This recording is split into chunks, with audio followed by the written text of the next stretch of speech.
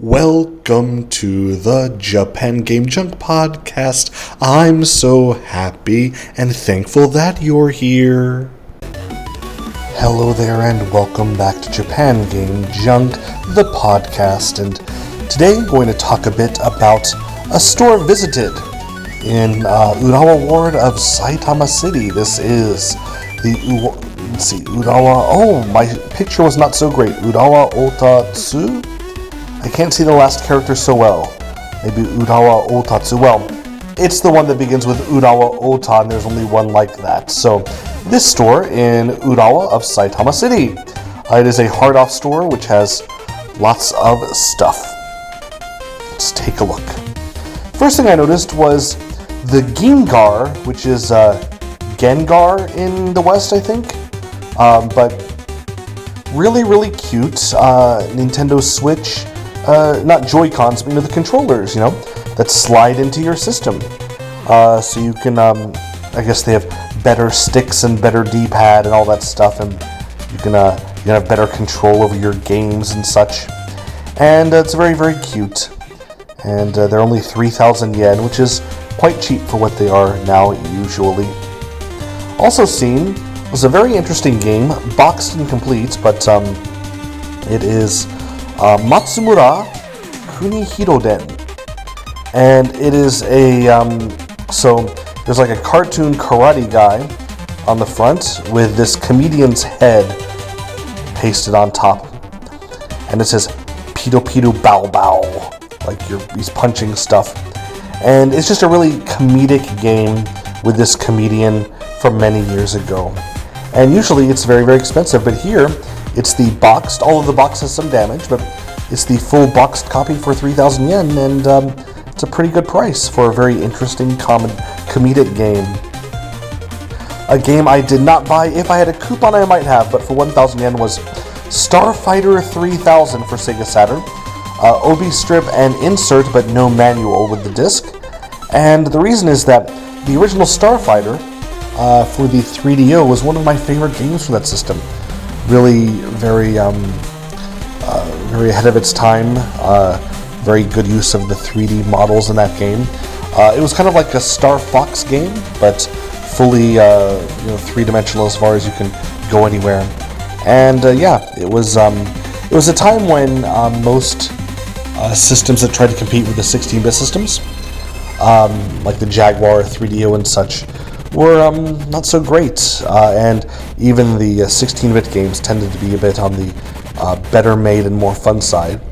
But here was a game that really competed with Star Fox, and I enjoyed it quite a bit, especially the very first stage. No enemies, you can put on some very lo-fi hip-hop background music and just kind of fly around dreamily and enjoying yourself. I did that for many times, totaling hours and hours, I'm sure. Even more so than the battle stages. I enjoyed that. And seeing this game on the shelf, it brought back so many memories. But I do remember at the time still feeling superiority over my 3DO version over this updated version for the Saturn, because the Saturn version would be much faster paced, much more high frame rate, and much more action.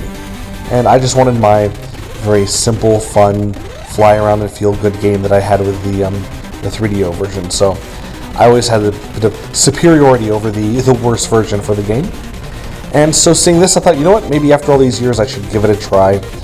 But 1,000 yen, I'm sure I could find it with the manual for the same price or cheaper sometime in the future. So anyway, next time I go to the store, maybe I'll even pick it up if it's still there. But for this day I turned it down.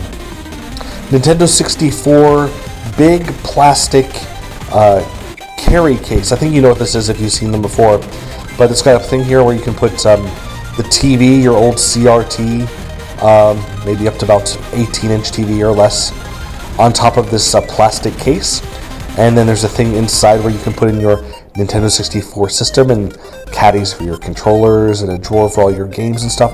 It's an all-in-one Nintendo 64 storage unit made out of plastic with a big Super Mario 64 flying Mario badge on the front made of plastic. 3,000 yen probably would have been about the same price at the time new.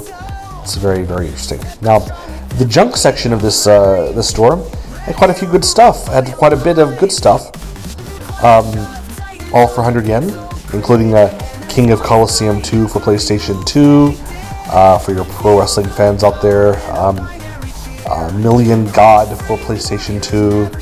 And the King of Colosseum 1 as well. Both versions of that. So both versions of 1 and then also 2. And also Wrestle Kingdom 2. Wow. This is just a big pro wrestling themed shelf on the junk section here for 100 yen. But for 300 yen in the junk shelf was the Fire Pro Wrestling D Dreamcast game, all data manual. So it's this big book that you would buy at the time, and it has all the moves for all the fake wrestlers in there that are based on real wrestlers. The ASCII pad, the ASCII grip, the one-handed Super Famicom controller was 1,500 yen boxed, and it's a pretty good price for that. I believe I do have it already, but not boxed. But I remember when I was a kid, there was a big thing in the Electronic Gaming Monthly magazine. It said that in Japan, people are buying these one-handed controllers because people play so many RPGs that can be played with one hand easily, that people just have this and they would eat dinner while they play their video games, and that's how much Japanese people love games and how much Japanese people love RPGs. And it was a big deal in that story at the time. I thought, wow, because as a kid, you got to save your money, and I thought, well, if I had enough money to buy a controller, of course I'd want one that can be played normally for good action gaming and stuff. But yeah, it seemed like such a wacky concept at the time. Now it seems very, very obvious. For 4,000 yen was an empty interface unit for the PC Engine CD. No PC Engine, no CD-ROM, no cables, just the big unit to put it in. I have about 3 of these I don't use that I picked up over the time for much less money than this, but I guess if you have to have one, they had it. For 10,000 yen was an MSX computer from Toshiba, the HX-10DP. A beautiful looking system with a great big blue cursor keys on it, which was great. It, if it worked perfectly, I would have perhaps given it a try, but it was being sold as is. It said it could read MSX cartridges, but everything else was not guaranteed. And indeed, I would only want to have a system where I knew that it would, these days I have an MSX, so I'd want one that could play floppy disks or cassettes as well, and this one had no guarantee for such things. And at 10,000 yen, it's a bit pricey for just a guess, a shot in the dark. Twin Famicom from Sharp, the combination Famicom and disk system unit sold by Sharp. This is the black version. I have the red version at home. But here it said only the cartridge is guaranteed to work. Of course, after these many years, the belts of the disk drive would of course need to be replaced. But if you're confident with that, here it looks kind of okay, not too dirty, for 7,000 yen. And that's pretty much it. This store is it's a fun visit if you're in the area, and being in the middle of Saitama City, it is more easily accessible than many places I go. But that being said, it's kind of a smallish store, and the amount of not new stock, but not junk stock is very low compared to most hard off stores. So if you're in the area, of course stop by, and you look around, but I think it's not worth the effort to get there, if that makes sense. Anyway, there. So yeah, that's a bit of everything I had to say on this place. And now I'm just babbling, so I'll just stop here.